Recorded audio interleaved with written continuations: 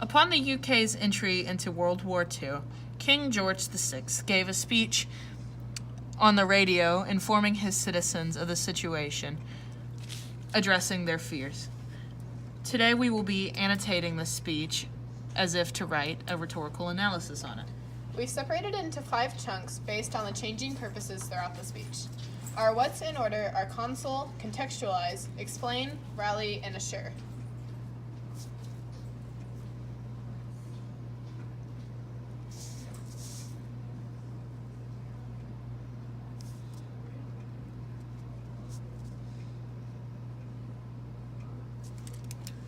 Before we further analyze what's to identify its subtone. So, the speaker is King George, and his persona is both brave and concerned for the public. The occasion is the UK having entered World War II. The audience is all citizens of the UK, but specifically families and young men who may enlist. Its purpose is to inform the public of the situation and to tell them not to panic. The tone is grave, strong, and reassuring. On to the first what, console. He begins with a statement to appeal to pathos by using hyperbole to exaggerate before consoling the citizens. He also uses ethos by enforcing the fact that he is king when he says, "my peoples."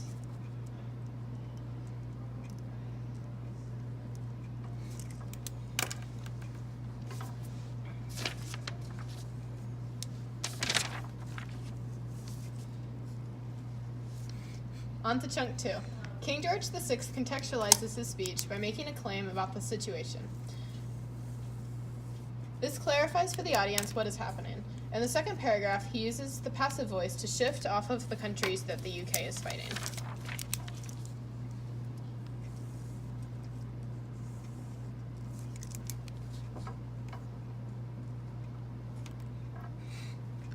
On to the third, which is explain.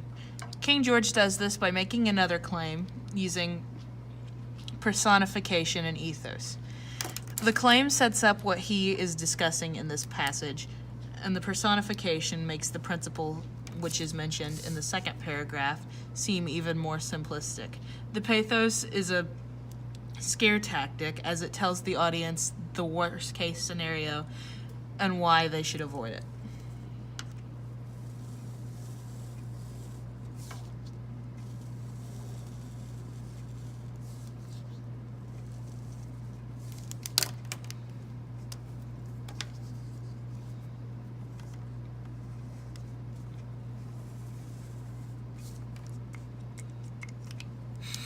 The fourth chunk's what is rally.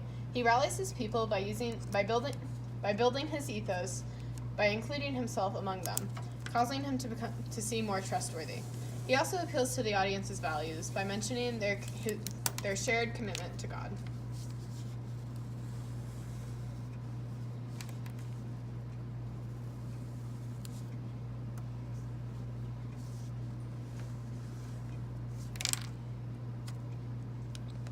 The final what is assure.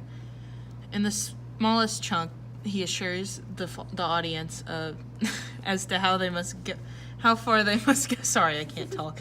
How far they must go by appealing to nationalism, and once again builds his ethos by mentioning God.